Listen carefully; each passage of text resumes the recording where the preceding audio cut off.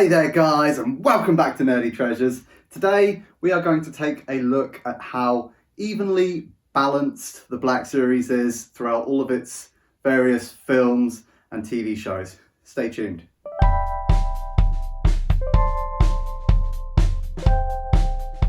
You refer to the prophecy of the one who will bring balance to the Black Series. You believe it's this Nerdy Treasures. Thank you, Mace Windu. Yeah, I'd like to give it my best shot.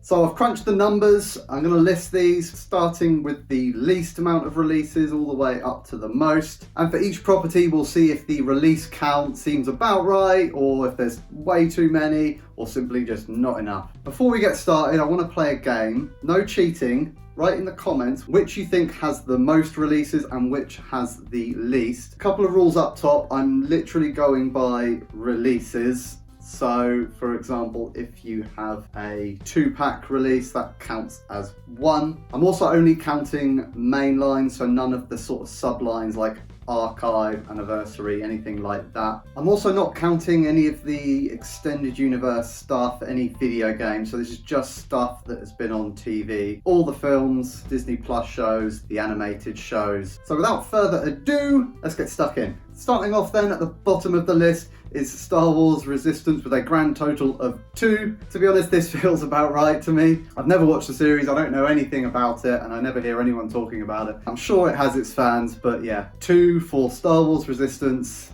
I would say is about right. That seems about right for you. Next up is the Skeleton Crew with a release count of 6 to date. This obviously could change in the very near future. I don't know, I think this seems about right. Everyone's kind of not really excited about it, but it is a new show, so it should have some representation. And who knows, maybe we'll all love it and everyone will end up eating their words and we will demand more than 6. That seems about right for you. Next up is the Acolyte with a total of 8 releases. This could also change in the near future. I don't know, 8 seems probably about right with how this show was received. I personally like some more, definitely The Stranger and maybe Plagueis, even though we only really saw his eyes from inside a cave. But yeah, beyond that, I don't know if there is many more I would want, so I'm gonna say Acolyte is about right. That seems about right for you. Next up we have the Book of Boba Fett. Now, contrary to everyone else's opinion, I really enjoyed this show. I thought it was quite unique. I found all of the Tusken Raider stuff really interesting. So I'd personally like to see a few more figures in this line. I'm kind of torn though, because I don't know which ones. So I don't know who else I'd really like. Maybe some of the Moped Gang and some of the characters from the Cantina. So I think there's plenty more characters to mine from this show. So I'm going to say Book of Boba Fett, not enough releases. Next up is a 4-way tie with a release count of 13. We've got Andor, Revenge of the Sith, The Phantom Menace, and The Rise of Skywalker. I'm going to say Andor, such a good show, probably should have more, but I pretty much just picked up the Andor and the B2 EMO. As good of a show as it is, the character design is kind of just normal people in everyday clothes. I would probably quite like Andy Serkis's character. Totally drawing a blank on his name, but that was a great character, so I'd probably pick him up. But beyond that, I don't know. I'm gonna say Andor about right. That seems about right for you. Revenge of the Sith gets a big fat not enough. It's a little bit insane that this is as low as it is. Widely regarded as everyone's favourite prequel film. So yeah, we should definitely have more releases in Revenge of the Sith.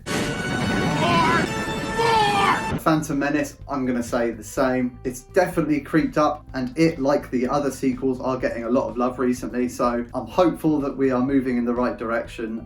So yeah, Phantom Menace again, definitely not enough. Rise of Skywalker. Again, I'm going to say Rise of Skywalker, not enough. It's the last film in the Skywalker saga. Regardless of what you think of it, it is one of the main films, and there are plenty more characters that come to mind when I think of that film that we don't have yet. So Rise of Skywalker, again, not enough.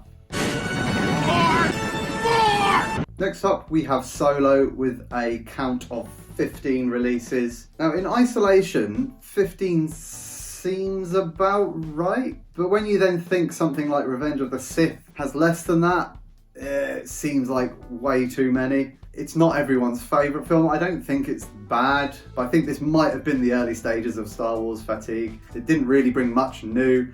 So yeah, with all of that in mind, I'm going to say Solo has too many releases. There are too many. Next up, we have the Ahsoka series with a release count of 17. I'll be honest, I'm not a big fan of this. Visually, I think it looks awesome. There's a lot to enjoy about it from an aesthetic point of view, and I'm watching it thinking I should be really enjoying this, but I don't know, I found myself, I just didn't care about any of the characters in it. But yeah, there's a lot of really interesting looking characters in this that do lend themselves well to figures. So I'm glad it's got a lot of representation, but for me, with how I feel about it, 17 seems like a lot. So I'm going to say Ahsoka, too many releases. There are too many. Another of the Disney Plus shows also with a release count of 17 is the Kenobi series. If I'm saying Ahsoka has too many, Kenobi definitely has too many. I kind of enjoyed the shows about the same, but Kenobi was definitely less visually appealing. I don't know why we've got like, is it 3 or 4 different Kenobis from this show, just wearing slightly different robes? Just seems a bit overkill to me. So yeah, Kenobi with 17, too many. There are too many. Next up, also with a release count of 17, is Rebels. Now, despite having the same release count as Ahsoka and Kenobi, this feels a little more about right, simply because it was a longer series. There's a lot more characters in there to mine. And I think quite a few of those were re-releases from the Red Box to the Galaxy. So I could look at this both ways. I could think, well, yeah, I'd say probably a good 10 or so of these are simply re-released. So I've got to think there's a lot more there they could go to.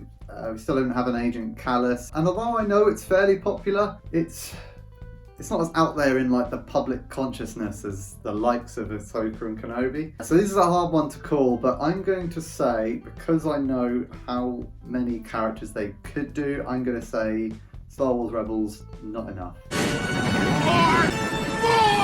Next up, with a release count of 18, is the Bad Batch. I can't make up my mind about this one because 18 seems like a lot, and I think I probably enjoyed it a little bit more than Ahsoka and Kenobi.